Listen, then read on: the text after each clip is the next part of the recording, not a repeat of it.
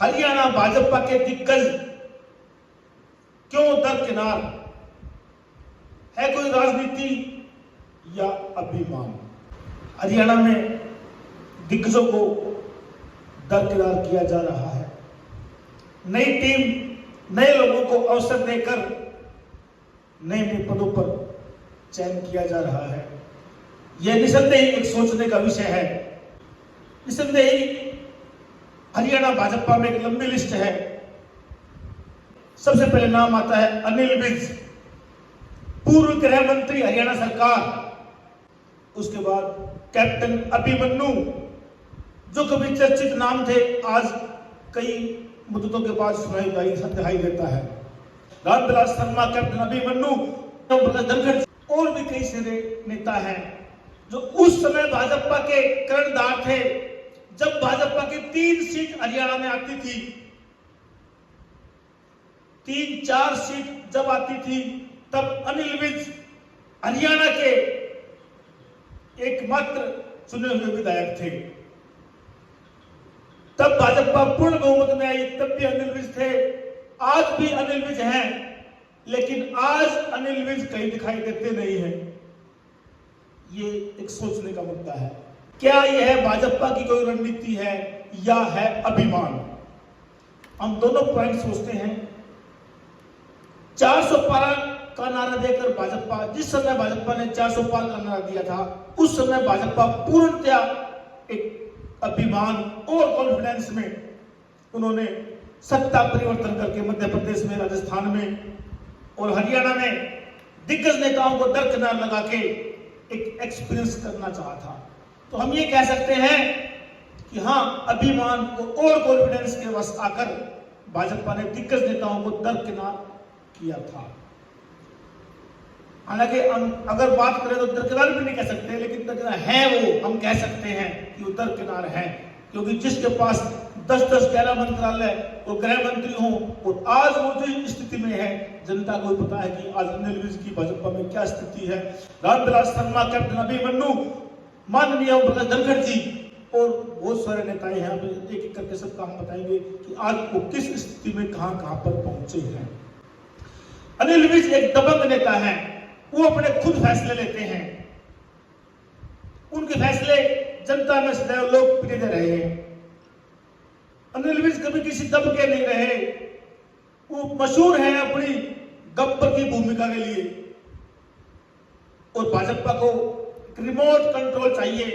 एक मनमोहन सिंह जैसे मुख्यमंत्री चाहिए जो दिल्ली से बैठकर कंट्रोल कर सकें। इसी नीति के तहत 9.5 साल हरियाणा में मनोहर लाल खट्टर जी सफल रहे, जो कि केंद्र के इशारों पर चलते थे। अनिल विज केंद्र के इशारों पर चलने वाले नहीं, खुद फैसला करने वाले थे। मेरा यह मानना है। दूसरा, एक और की भी कमियां हैं। जहां जहां बहुत बड़े पेड़ होते हैं, उनके नीचे छोटे पेड़ उग नहीं पाते हैं। अनिल विज अंबाला से हैं। अनिल विज के क्षेत्र में भाजपा के और कोई दूसरे छोटे नेता पनप नहीं पाए। इसलिए छोटे पेड़ उगाने के लिए बड़े पेड़ को उखाड़ना पड़ता है। तो हम ये कह सकते हैं कि भाजपा ने तीनों कारणों से इन नेताओं को दरकिनार किया है। पहले तो अभिमान के वश किया। दूसरा कि रिमोट कंट्रोल चलाने के लिए अनिल विज को वो कंट्रोल नहीं कर पाए। अब ये भी कह सकते हैं जहां जहां बड़े पेड़ थे, अब अनिल विज एक बहुत बड़ा बरगद का पेड़ है, उनके नीचे छोटे पेड़ उग नहीं पाते। तो नए युवाओं को अवसर देने के लिए भी भाजपा ने हो सकता है कि अनिल विज को दरकिनार किया हो। तो इन्होंने दरकिनार किया। तो अंबाला लोकसभा सीट से हमारे पास जो परिणाम आया आप सभी के सामने है जी। तो आप बिल्कुल ठीक है, बिल्कुल ठीक। जब एक बहुत बड़ा पेड़ उगड़ता है, निसंदेह नुकसान तो उसके होते हैं, क्योंकि छाया भी जाती है, हवा भी जाती है, लोग बैठते हैं उसके नीचे और बहुत लोगों से प्यार होता है। अब बात करते हैं कैप्टन अभिमन्यु। कैप्टन अभिमन्यु वो नाम है, जब हरियाणा 10 साल पहले का वो समय याद करो कि कैप्टन अभिमन्यु के कंधों पर भाजपा हरियाणा का कितना जिम्मेवारी थी। प्रवक्ता भी थे, टीवी पर डिबेट करते थे। मैं कहूं कि हरियाणा में भाजपा के आने में कैप्टन अभिमन्यु का भी बहुत बड़ा हाथ रहा है। उन्होंने भी एक बहुत अच्छी सेवा की है, लेकिन अब अभिमन्यु दरकिनार है, क्योंकि एक तो आरक्षण के आंदोलन में उनकी कोठी जला दी गई थी। उस बात को लेकर भी अभिमन्यु को दरकिनार किया गया। हालांकि उनका तो कसूर नहीं था, लेकिन फिर भी भाजपा किसी एक जाति को खुश करने के लिए उसको अलग करके या वही राजनीतिक का शिकार हो गए कह सकते हैं, या उनका कद बहुत बड़ा ना बढ़ जाए, मुख्यमंत्री की दौड़ में वो आगे ना बढ़ जाए। कैप्टन अभिमन्यु को बढ़ता हुआ कद और रुतबा देखकर भाजपा ने उनको दरकिनार कर दिया। तीसरा नाम आता रामविलास शर्मा। रामविलास शर्मा भी भाजपा के बहुत ही कद्दावर नेता हैं, लेकिन वो दबंग है, बोलने चालने में झकते नहीं हैं, अपने मन की बात को सार्वजनिक रूप से कह सकते हैं, और उन्होंने भी अपनी मजबूती दिखाई। उनको लगा कि ये नेता आगे बढ़ जाएंगे और मुख्यमंत्री की दौड़ में आगे जाएंगे। कभी भी उस लेवल तक ये नहीं पहुंचने देते उन नेताओं को जो कि इच्छा रखते हैं। अब बात करते हैं ओम प्रकाश धनखड़ जी के। संघ और भाजपा से जुड़े हुए नेता रहे हैं, इसलिए उन्होंने बहुत अच्छा कार्य किया है। अपने कार्य क्षेत्र में उन्होंने, उनके समस्त परिवार ने बहुत ही अच्छा कार्य किया है, अपने कार्य में आगे बढ़ के किया है। उनके ऊपर कोई ऐसी बात भी नहीं है।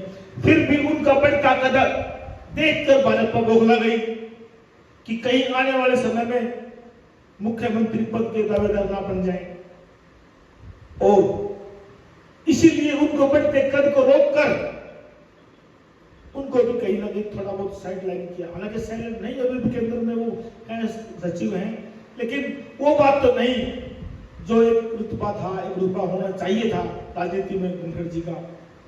तो भाजपा अपने उन नेताओं को जो स्टैंप नहीं है, जो अपने फैसले खुद लेना चाहते हैं, जिनका एक कद है, उनको वहीं सीमित करके अपना मनचाहा मुख्यमंत्री बनाना चाहते हैं। तो केंद्र के इशारों पर जो काम करेगा वही हरियाणा में राज करेगा। कहीं ना कहीं अब जनता समझ रही है इस बात को कि जिस तरीके से कहा जा रहा है कि रिमोट कंट्रोल है दिल्ली से सरकार से, जनता भी इस बात को समझ रही है। तो चुनाव नजदीक है, तो क्या जनता को रिमोट कंट्रोल वाला जो है मुख्यमंत्री चुनना चाहिए या अपने फैसले स्वयं लेने वाला मुख्यमंत्री चुनना चाहिए? इस पर वापस आज यह समय है, आज का वोटर कोई अनपढ़ अशिक्षित नहीं है। टीवी, फोन, सोशल मीडिया ने हर व्यक्ति को इतना एक्टिव कर दिया है, उनको पता है कि इनको किसको चुनना है। आज इस स्टेज से हम ये नहीं कह सकते किसको चुने, हम ये कह सकते हैं अच्छा चुने, सच्चा चुने, देशभक्त चुने, अपने भला करने वाला चुने। दूसरी बात ये है, सबसे बड़ी बात ये है कि भाजपा हर 6 महीने में सर्वे कराती रहती है, हर उस विधायक के क्षेत्र का और उसका।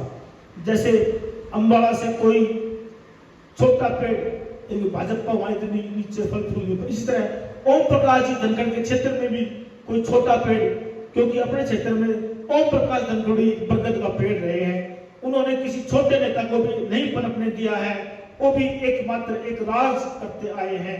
इसलिए वो चुन चुन कर भाजपा उन सबको साइड करके, और मुझे तो ऐसा लग रहा है कि अभी जो सीनियर वरिष्ठ नेताएं हैं उनको दरकिनार करके भाजपा नई पीढ़ी के युवा नेताओं को सामने लाकर भाजपा में नया एक ओ फूकना चाहता है।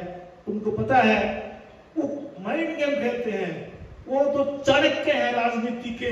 आज उनके पास सत्ता है, पैसा है, पावर है, लोग हैं, वो परिवर्तन कर सकते हैं। 10 साल से भाजपा केंद्र में है, 10 साल से भाजपा हरियाणा में है, उनके पास पैसे की, पावर की, सिस्टम की, सरकारी तंत्र उनके अंडर में है, वो कुछ भी कर सकते हैं, कुछ भी कर सकते हैं।